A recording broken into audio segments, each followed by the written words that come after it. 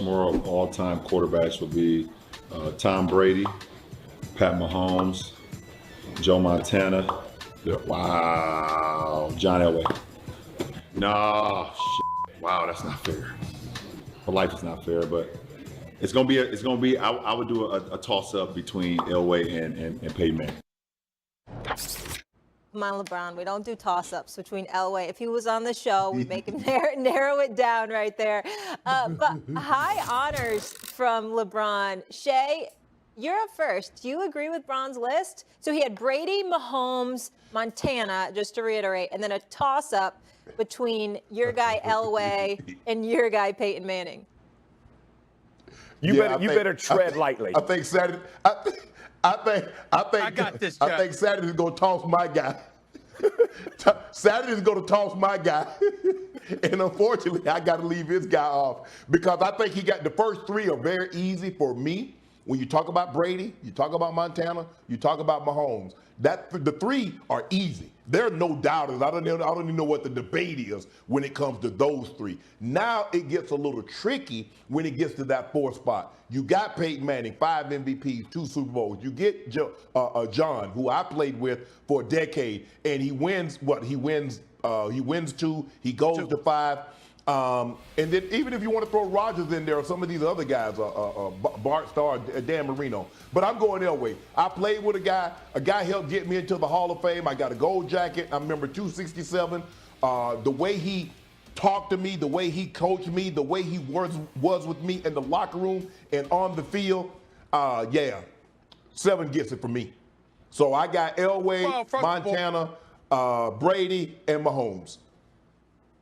First of all, your emotions are understandable. They're reasonable. They're not beyond the cuff. That's your teammate. You said the brother got you into the Hall of Fame. I mean, my God. I mean, I get it. I understand. I understand it. But that don't make you right.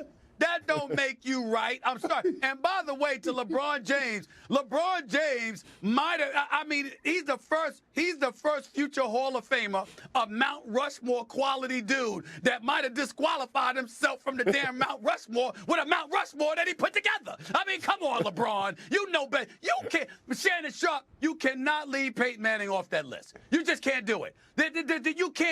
You cannot say that we've watched football and there are 5 quarterbacks, there are 4 quarterbacks that deserve a nod ahead of Peyton Manning, or all-time great. Number 2 in passing yards, number 1 in TDs. I mean, come on now. This is Peyton Manning. Oh, by the way, Shannon Sharp, you'll appreciate this. Put Just Saturday and Shannon Sharp up on the screen. I want to look at these brothers when I'm talking to them.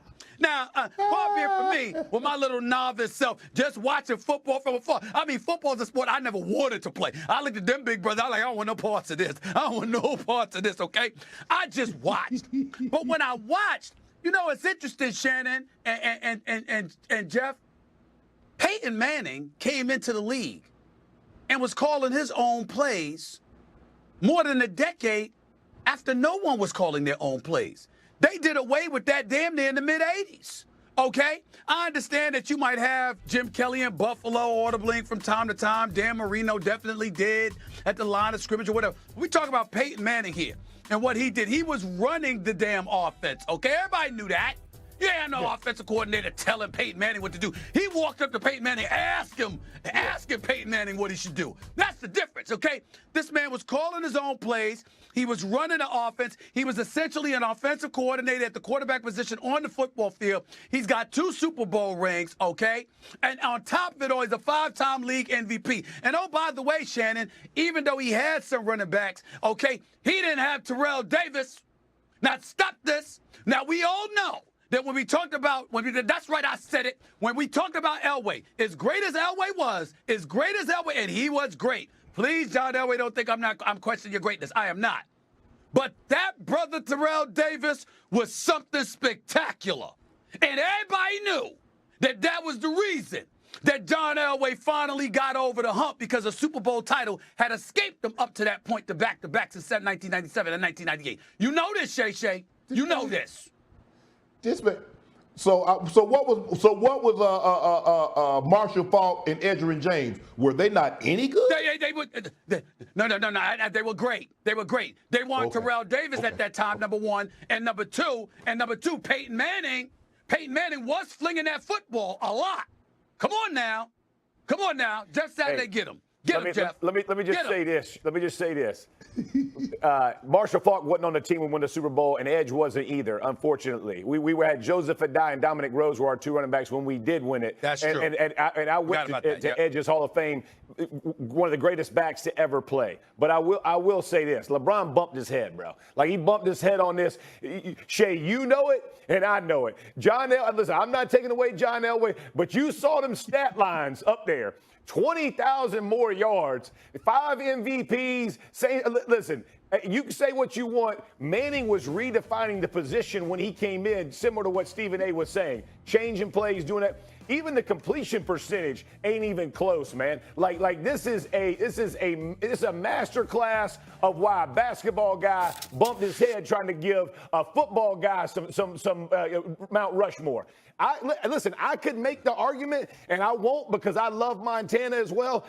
That might not even, I might go 3 for him on that side. And listen, we talk about Super Bowls. I get it. Montana's got to be in a category of his own. There were some real good freaking teams in San Fran, too, now, like full teams. So when I look at what Peyton Manning was able to do through his career, for him not to be on Mount Rushmore is silly. And I think if you watch that video close of LeBron, you played it back slow, he knew he messed up. As soon as he said it, he was like, oh, I shouldn't have said it. He tried to stay strong to it, but he knew he made a mistake as soon as he said it.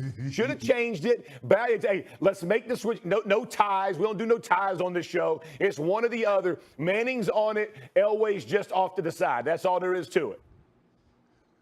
Hey, I'll be 1,000 with you. I kick all their asses off and put 7 on there because I ain't win no Super Bowls with none of them other than number 7. So I don't know what y'all talking about. And just Saturday, you know, if they would have allowed the defenses to play defenses like they did in the 80s and the 90s when I got to the league, with all these guys, you know. You saw those hits where you could do whatever you wanted to the quarterback. There was no, you could only hit him in his chest. You couldn't hit him in his knee. You couldn't put your helmet in his back. You couldn't pile drive him. That's all they did to the quarterback. They went into the game trying to literally knock the quarterback out.